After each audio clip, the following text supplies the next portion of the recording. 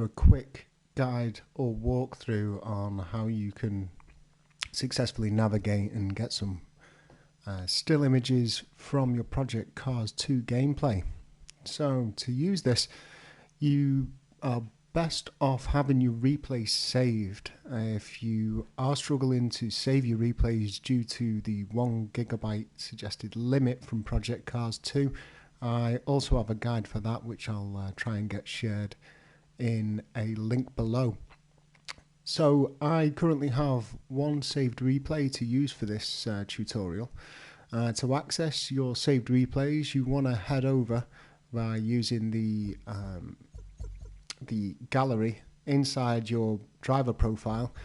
Head down to videos, load that up, and we can see there that I've got a Sakito GP Formula Renault race there, saved from Rubbins Racing's Sunday Formula Renault race.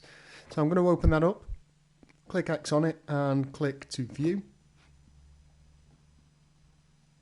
This will take a minute or two to load up, and we'll just go through these loading screens now. So whilst we're waiting for that to load up, I'm currently using PlayStation 4, so all of the button guides will be given for that. If you're using a different console, I'm pretty sure that a on-screen guide will be able to guide you through how to navigate through the various different options. Just want to state as well that there's a couple of different camera modes that you can use to get your still images from the gameplay. We'll have a little walk through those when we get to it. But here we are into the race. You can see there that I actually qualified in 12th after a disqualification, but I won't go into that too much. So we're here now at Sakito at the start-finish line. We can see there we've got 26 minutes of gameplay. There's a few different options if you're just looking to get some still images for maybe a graphic purpose and you're not bothered about capturing any real-life footage. You can, of course, just set up a single lap race on your track with your car choices, and by all means stick a load of AI in there. There's benefits and downsides to this, of course. With AI, they're going to be taking really rudimentary lines. They're all going to be sort of stacked in file, but you can adjust the AI settings to try and counteract this, of course.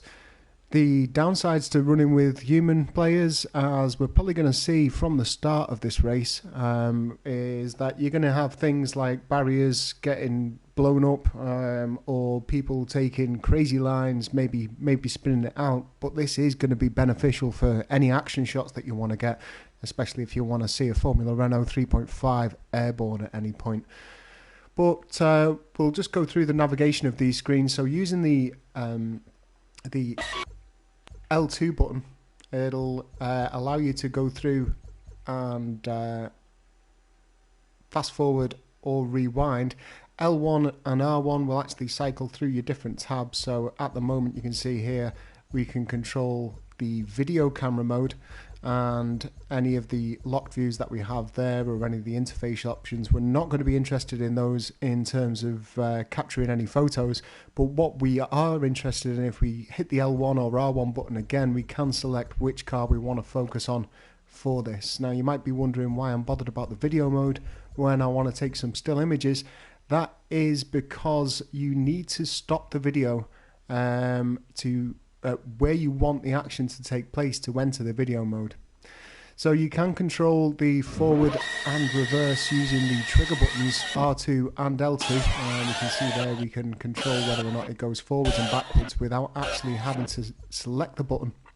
So what I tend to do, if I want to get a shot around about the start of the race, I won't play the video. I'll just use the R2 and L2 buttons to select that magic moment that I want to capture. And right now we can see first place just coming around turn 1. And if we stop him here, this looks like it might be a suitable place to try and get a picture of all of the pack at the back into turn 1 of Sakito GP. Of course, not a real track. It is actually just a faint replica of the Suzuki GP circuit. So now that I've got that selected, the video is paused. I want to use the R1 button and go across to the little picture of the camera on the right hand side. So you can see it there flashed up in blue. Hopefully that will highlight enough for you to see it. We want to click X on that, and that's going to enter into our photo mode. So in here we can see at the moment that's an absolutely terrible photo. We are currently in the trackside view, as you can see in the top right hand side. If we go left and right, we do have some different camera options. So we have a drone camera, cockpit camera, and then back into trackside. So 3 different photo modes for you to control. And we can use the right analog stick to pan left, right, up and down, and try and frame that image well.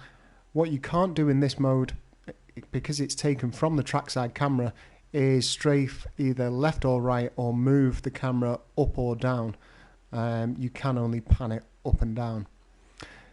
What I'll do is I'll try and use this one as an example of getting the focal range right.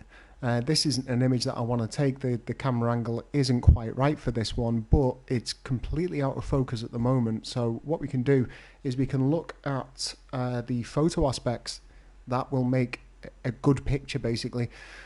So the aperture, we can see there the description underneath the camera select option states that the aperture allows you to control the amount of light into the lens. Now, moving this up and down, what it's going to do is anything that isn't particularly close, it's going to fade out because there isn't enough light to be able to capture that background successfully. If we move the aperture up, it's still out of focus, but that's due to our focal distance, which we'll come up to in a second.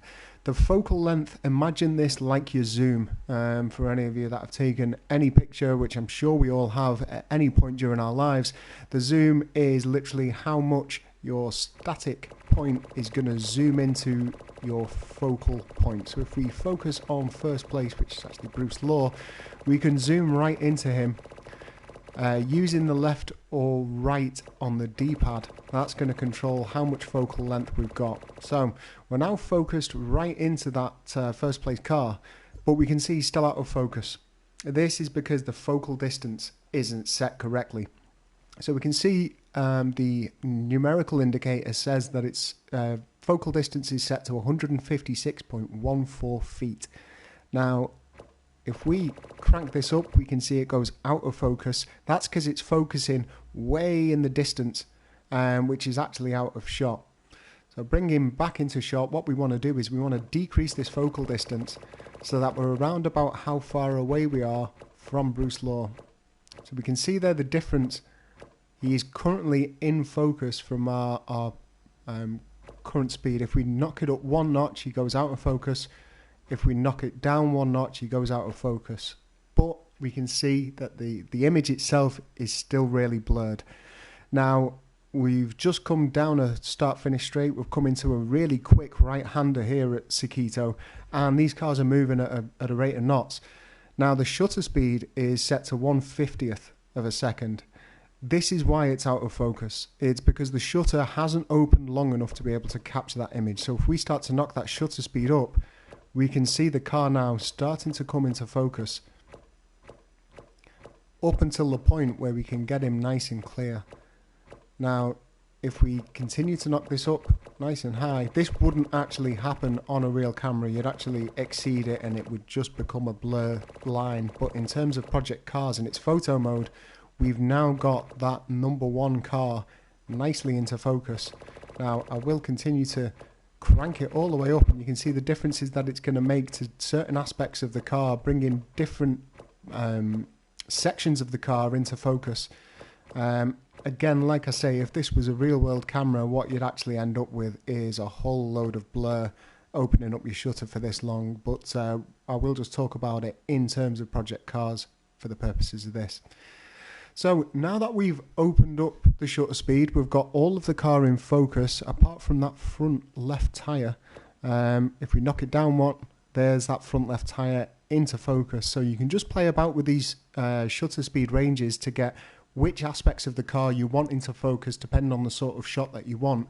Now what I'm going to do is go back up to the aperture, and what we can do now is we can show the differences that this is going to make. So if you look into the background of the picture, we can see now that the background is actually starting to stray out of focus and just start to blur a little bit. This could give you some effects that you want to try and get to give a sense of motion to your image. But if we continue to move the aperture down, if you take a look at the nose cone section of that Formula Renault, it will just start to blur certain aspects of it.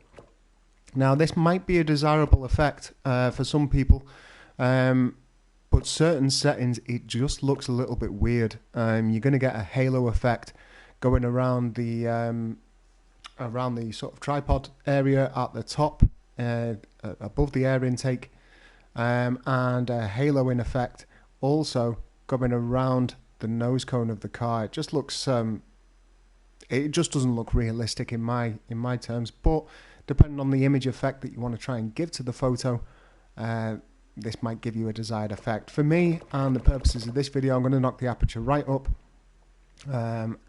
Now we can see, because I'd moved the area right in the center of the screen where I was focusing on, if I move this down, he actually jumps out of focus. If you come to reset where you want the car to be taken, the reason that this is out of focus is down to the focal distance. If I if I decrease this now, it should actually return back, and it's not doing. So that's proving me wrong. But I'll knock this focal distance back up, get it to the point, and it looks as though it's just due to the trackside camera, I think. There we go. We've got him back in focus. I'll focus on the tracking speed next. This seems to be really hit and miss in ProjectCars 2. Seems to throw out some really varied results. What it's trying to do is track the car which we're focusing on. So earlier on, when we were inside the video mode, we selected that we want to focus on the number 27 car in first place, which is what we're currently looking at. If we turn the tracking speed up, what it would actually try and imitate, in fact it won't give any difference to this because we're focusing solely on one car, but it would give a sort of blurred effect to try and simulate any motion.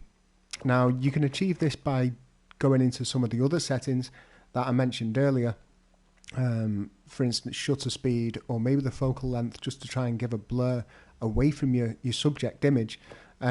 What I tend to find is that the tracking speed actually works best generally when it's set to either 0 or in certain situations knocked right down. The bokeh shade is something that we haven't touched upon either.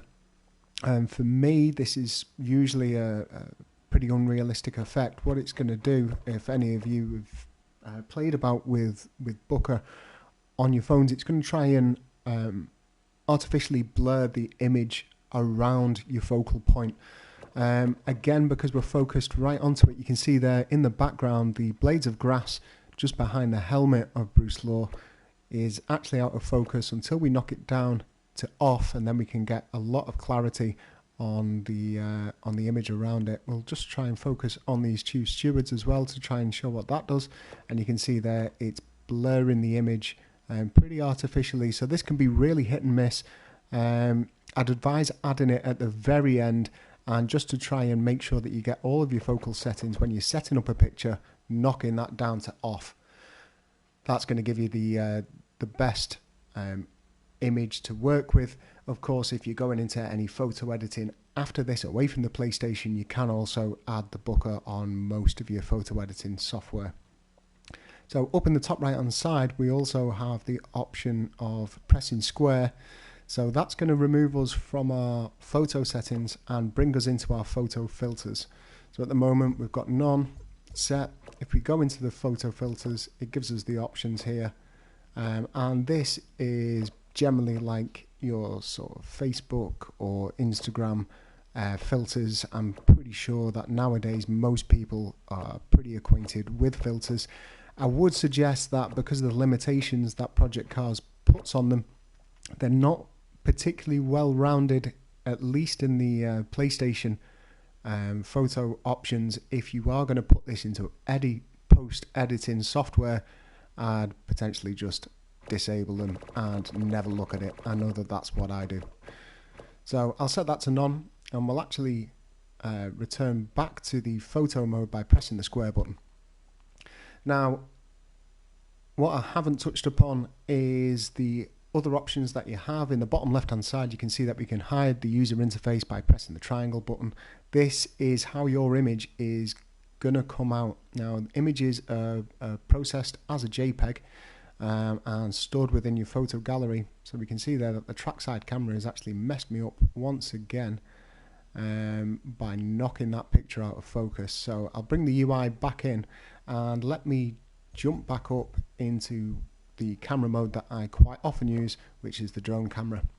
So we can see there inside the help section that we can now, using the left analog stick, strafe left, strafe right, we can also move forward, and this is a drone, so it's going to move in the direction that you point. If you point this camera up, it's going to start going up.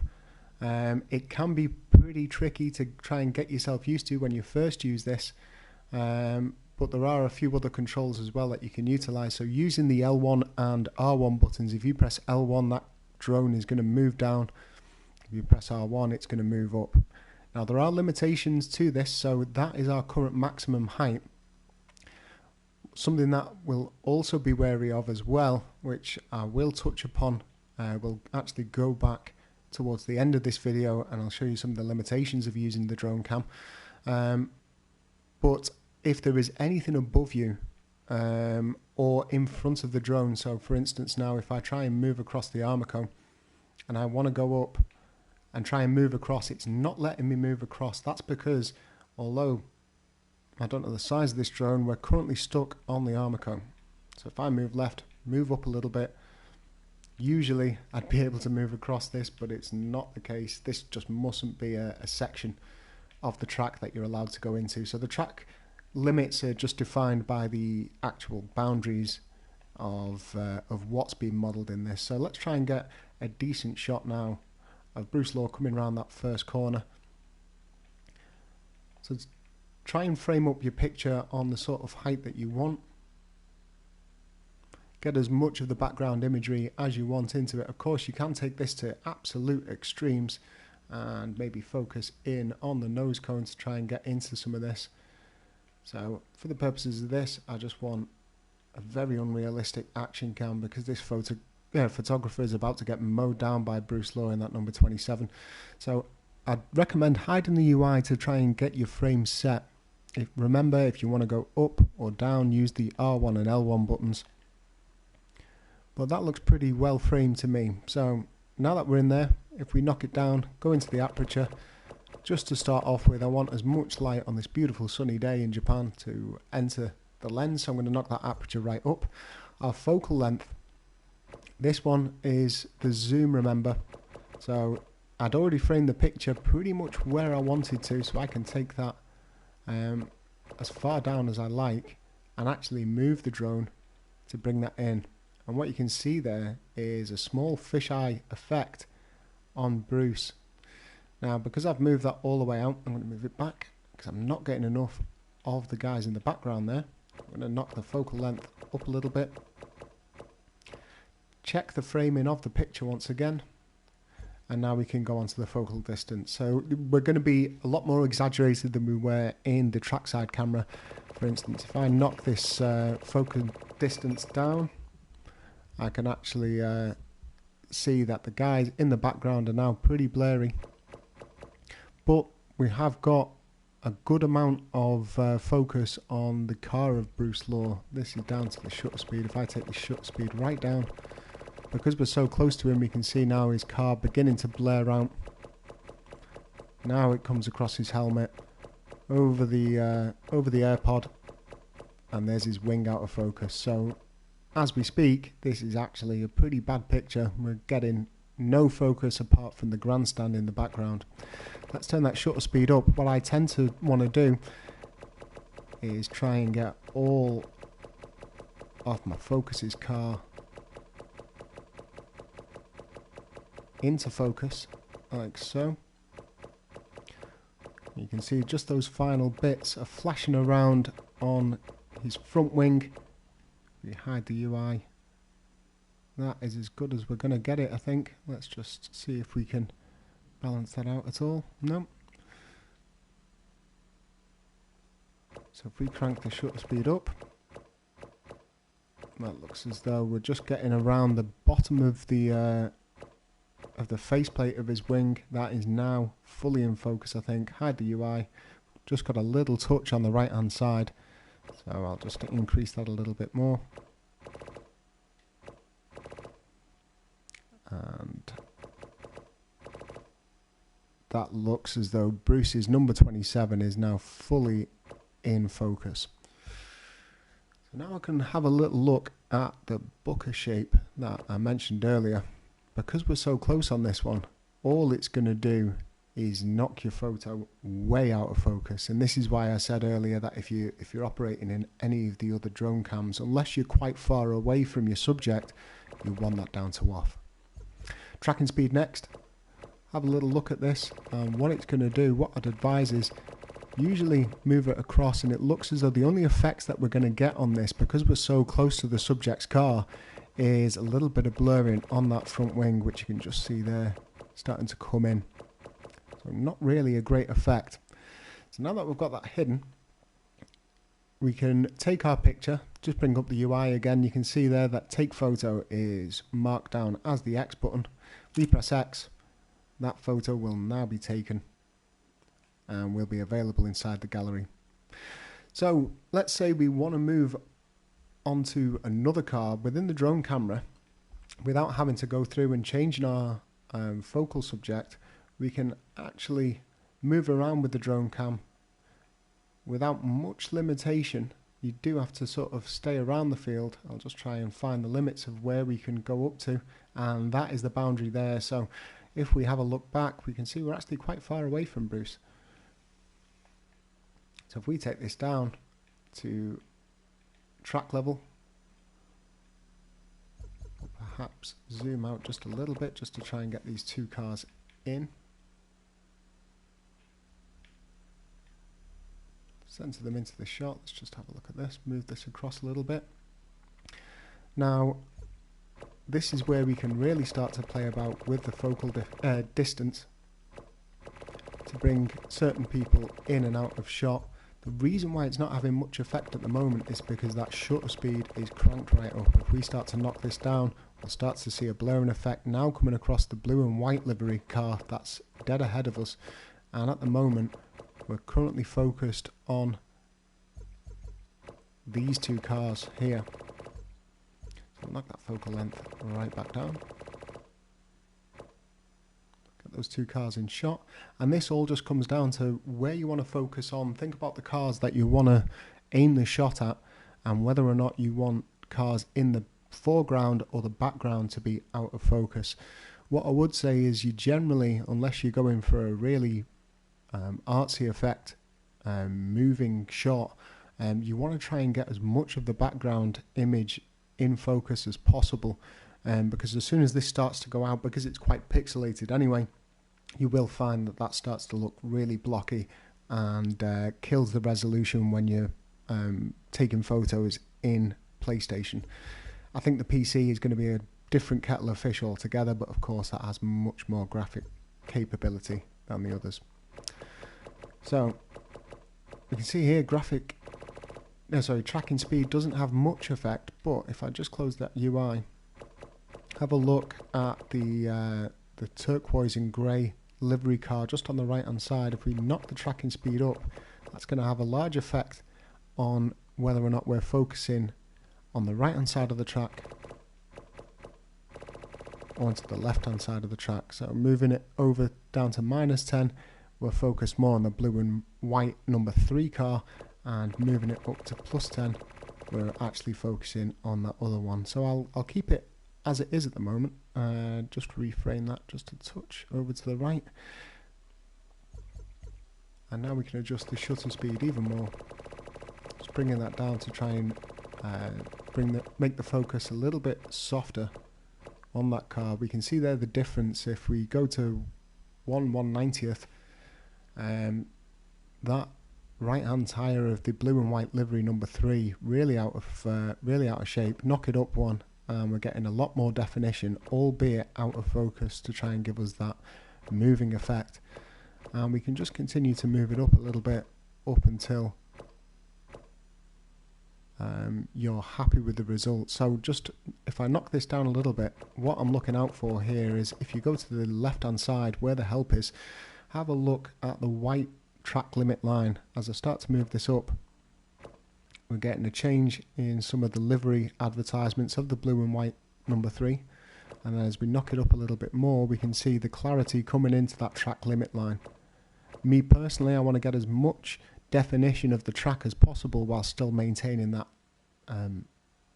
effect of a moving vehicle.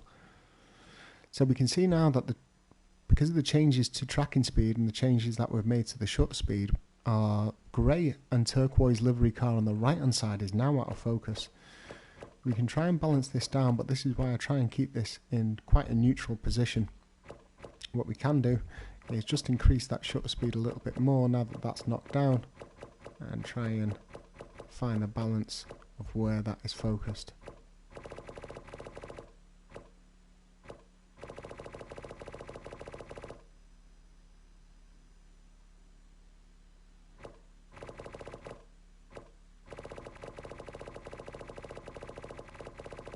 So knocking this focal distance all the way down is going to give more focus to everything that's at the front of our current shot.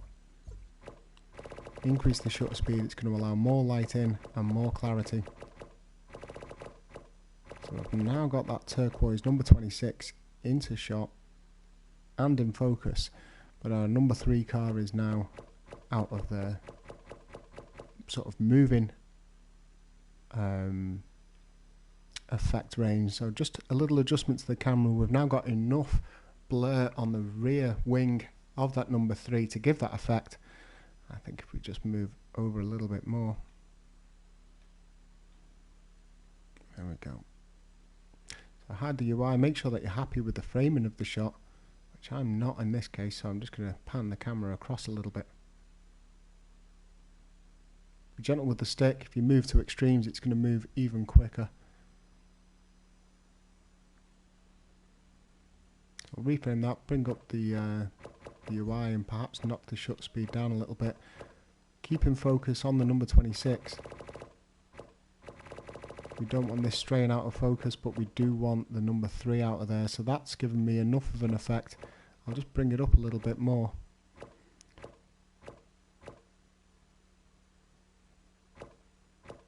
We can see there the Panasonic sign on the side pods of that car, currently in focus. I just want the rear wing out, so that looks like it's going to do me. I'll hit the X button and that's another image taken. So from this, I'll bring up the UI, I'm going to go back and I'm going to go all the way back down to the beginning of this, hit the pause button, and then I'm going to jump back into photo mode just to show you that limitation that we have with the drone cam when it comes to anything overhead. So as you can see, we will move through certain parts of it. So if you like, you can get a nice aerial shot, head up on over to the grandstands, and the world is your oyster really with this. We can move over the paddock section because this is a playable area of the game, and you will find that some of the sections as well you can actually venture over,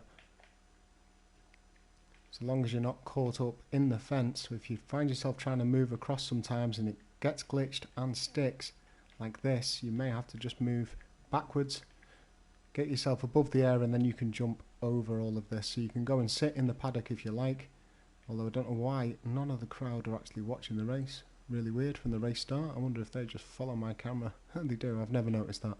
So you can actually get a picture from the paddock if you like as to how the race is going to look through the start of this.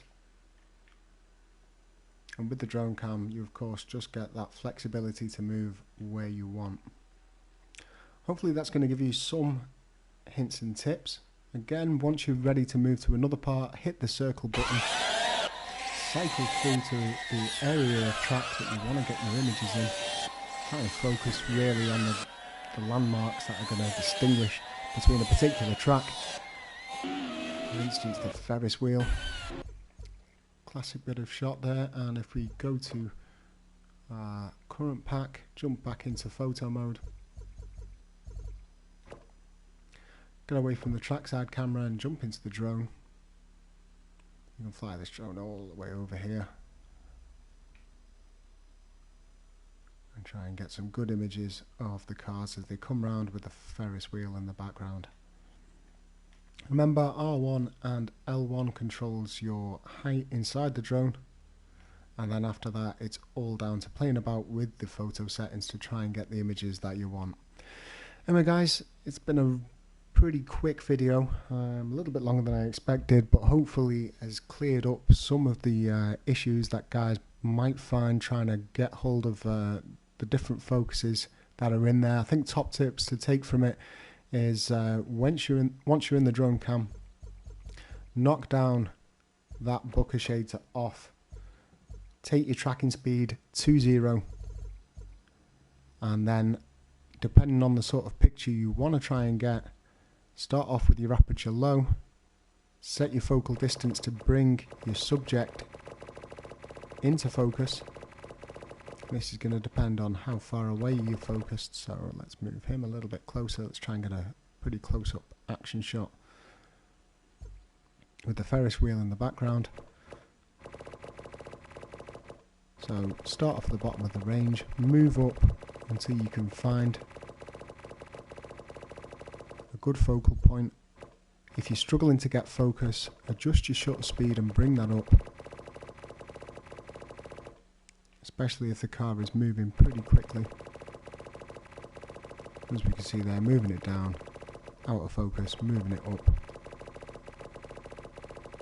It's going to bring it in, take the focal distance right down. I think one of the struggles with this game is the fact that it just doesn't operate like a natural camera does.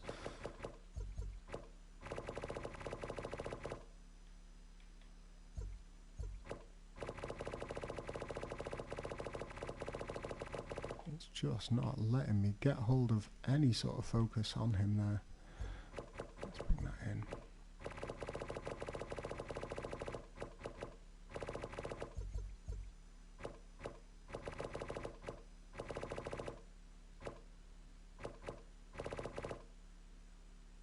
So the tracking speed, turning it up, has allowed me to get focus into him, a little bit more focus than what I would have wanted. But I can now knock my focal length down, get that Ferris wheel into the shot. Then any changes that I want to make to try and blur that image, I can adjust with the tracking speed, or I can lower the shutter speed, I hope.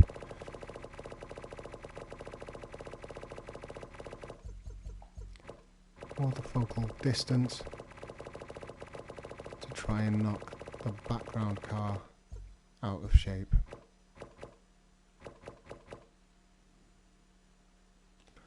Hit the triangle button, try and get my framing just right, and then whenever you're ready, hit the X button and your photo will be taken. So that's all from me guys. If you found this useful, let me know. If you've got any more questions, then feel free to contact me and I'll try and get them answered. Like I say, I'm not quite a pro on this yet, but hopefully that'll give you some hints in the right direction.